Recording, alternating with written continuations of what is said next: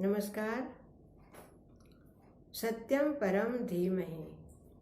श्रीमद् भगवद गीता एक मार्गदर्शक।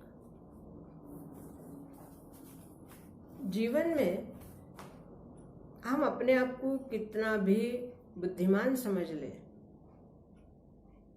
लेकिन फिर भी एक मार्गदर्शक की आवश्यकता तो हमें अवश्य होती है। भगवद गीता के प्रथम अध्याय के 22वें श्लोक में, जैसे कि अब तक आपने सुना है 21वें श्लोक तक, कि अर्जुन ने श्री कृष्ण से कहा कि मुझे इन दो पक्षों के बीच में ले चलो और मैं इनको देखना चाहता हूँ। तो 22वें श्लोक में वो क्या कहते हैं? यावदेत्ता निरीक्षेऽहं युद्धकामान् अवस्थितान् कैर्मया स योद्धव्यम् अस्मिन् रणसमुद्यमे। कि जब तक मैं इस युद्ध क्षेत्र में डटे हुए युद्ध के अभिलाषी और विपक्षी योद्धाओं को अच्छी तरह से देख न लूं, तब तक मुझे यहाँ पे खड़ा रखना, यहाँ पे रुकना। मैं उन योद्धाओं को अच्छी तरह से देखना चाहता हूँ और कि इस युद्ध रूप के इस व्यापार में मेरे को किन किन योद्धाओं के साथ युद्ध करना है। अब इस श्लोक के माध्यम से भगवान श्री कृष्ण हमें क्या संदेश दे रहे हैं? जैसे अर्जुन ने, एक बात यहाँ पे स्पष्ट है कि भक्त और भगवान, इन दोनों के बीच में जो एक सेतु बन जाता है, पुल बन जाता है, भक्त और भगवान दोनों के मध्य जो सेतु बनता है वो होता है एक विश्वास का, एक भरोसे का सेतु। तो इस युद्ध में भगवान श्री कृष्ण अर्जुन के सारथी बने हैं। एक तरह से उन्होंने अपने आप को अर्जुन का स्वामित्व उन्होंने स्वीकारा है। अब ये बड़ी ही विलक्षण बात है कि भगवान खुद अपने भक्त के अधीन है और भक्त जो कि अर्जुन, वो भगवान को आदेश दे रहा है, क्योंकि वो सारथी बने हैं। उनका इस समय रोल, इस समय उनकी भूमिका क्या है? सारथी की। सारथी को एक आदेश दिया गया है कि मुझे ये पक्ष विपक्ष के दोनों योद्धाओं के बीच में लाकर रखना, ताकि मैं इन सबको देख सकूं।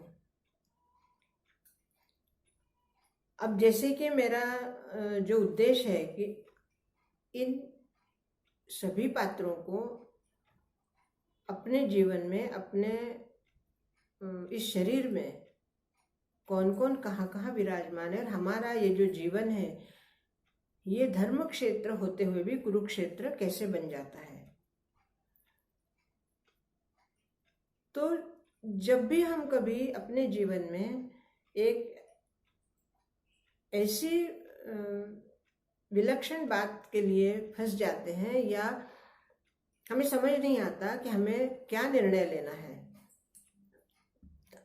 कौन सही है कौन गलत है, तो ऐसे में हमें निष्पक्ष होकर और बीच में देखना है, बीच में खड़े होकर देखना है कि जिससे हमें युद्ध करना है या जिससे जो हमसे युद्ध करना चाहता है, जैसे अपने ही हाथ, अगर एक हाथ दूसरे हाथ को चोट पहुंचाए तो तकलीफ तो दो आत्मा को होगी ही। अब दाहिना हाथ ये नहीं कह सकता कि मैंने बाएं हाथ को मारा है तो बायां हाथ मेरा दुश्मन है। अब बाएं हाथ को चोट लगे या दाहिने हाथ को चोट लगे, दर्द तो शरीर को होगा, आत्मा को होगा ही। तो किसे हम अपना कहें और किसे पराया कहें? तो ये जो संभावना होती है, ये बातें जो होती है, ये हमारे जीवन में कई बार घटती हैं। एक ही परिवार में हमारे सामने ऐसी बात हो जाती है कि हमें किसको हम सही कहें और किसको हम गलत कहें, दोनों ही अपने हैं। अगर हम किसी एक को सही कहते हैं कि ये सही है तो दूसरा हमसे नाराज हो सकता है, और अगर दूसरे को सही कहते तो पहला नाराज हो सकता है। ऐसे में क्या करें? तो ऐसे में हमें निष्पक्ष होना है। हमें ये देखना है कि जो हमारे सामने युद्ध करने के लिए आए हैं हमारे अपने, तो उनसे युद्ध करना हमारी मजबूरी है। अब ये तो हो नहीं सकता कि युद्ध के क्षेत्र में आए हुए लोगों के साथ कोई शांति की बात की जाए, संधि प्रस्ताव दोबारा रखा जाए, वो तो हो नहीं सकता। अर्थात युद्ध तो निश्चित है। तो युद्ध में हमें क्या निर्णय लेना है?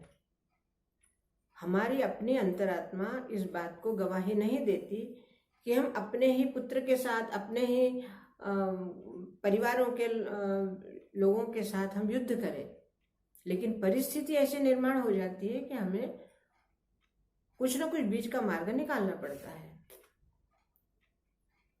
तो इस मार्ग को निकालने के लिए सबसे अच्छा संदेश भगवान हमें दे रहे हैं इस श्लोक के माध्यम से, कि सबसे पहले आप दोनों पक्षों की बातें सुने और उसको मंथन करें, उसको सोचकर देखें कि वास्तव में सही क्या है और वास्तव में गलत क्या है, और उसी पक्ष का आप साथ दें जो धर्म के साथ है। अगर आपके परिवार के या आपके अपने खुद की आत्मा कह रही है कि ये काम गलत है और आपका मन कह रहा है कि ये काम सही है, तो आपको मन और आत्मा दोनों के साथ आपको उसका मंथन करना होगा, और ये काम आपकी बुद्धि करेगी। क्योंकि मन और आत्मा के आपस में जो टकराव होता है, उस टकराव को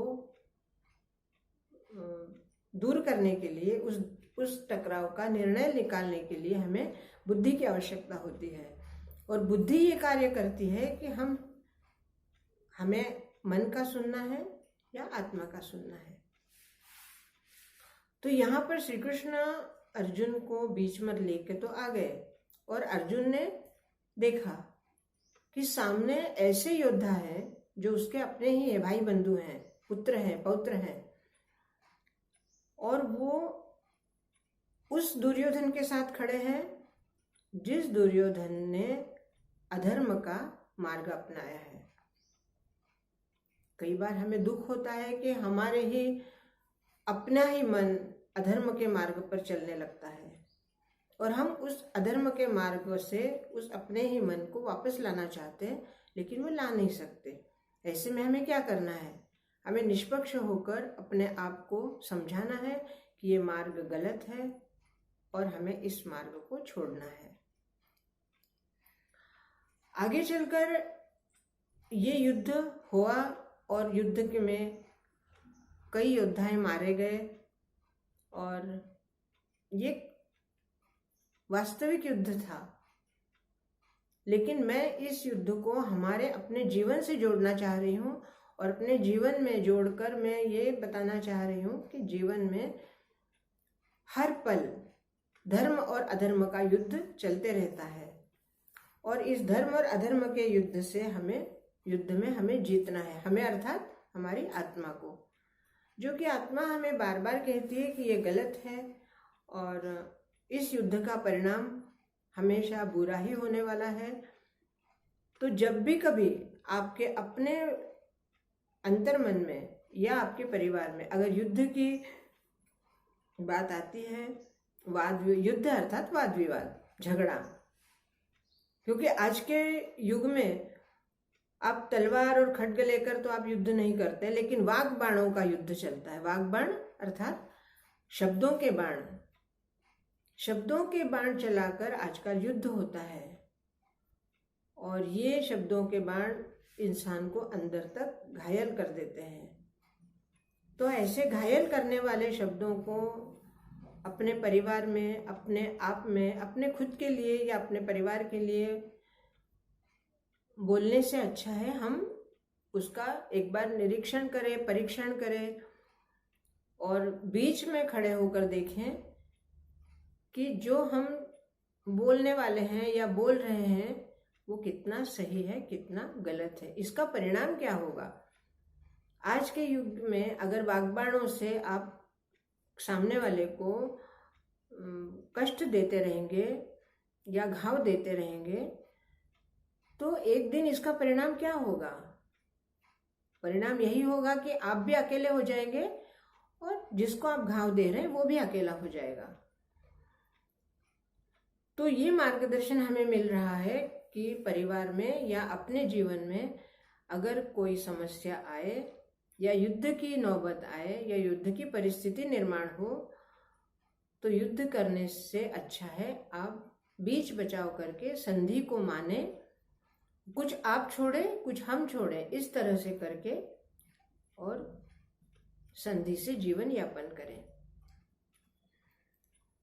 दोस्तों, भगवत गीता एक एक श्लोक इतना गहन है और इसका अध्ययन हम जितना गहनता से करते जाते हैं हमें इसके और अधिक से अधिक इसके अर्थ सामने आते जाते हैं। आज के लिए इतना ही।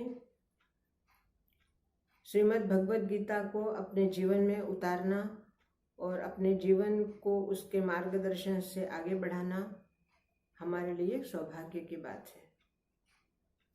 बहुत बहुत धन्यवाद। मेरे इस चैनल को सब्सक्राइब कीजिए, लाइक कीजिए, शेयर कीजिए और कमेंट्स भी दीजिए। बहुत बहुत धन्यवाद। जय श्री कृष्ण।